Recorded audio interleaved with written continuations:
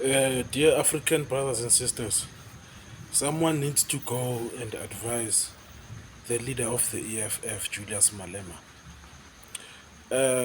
If Julius Malema says that Jacob Zuma is corrupt, while we all know that Jacob Zuma has never been convicted of any corruption charge, then it means that Julius Malema himself is also corrupt because there are many allegations that are made about him which he has not yet been convicted of.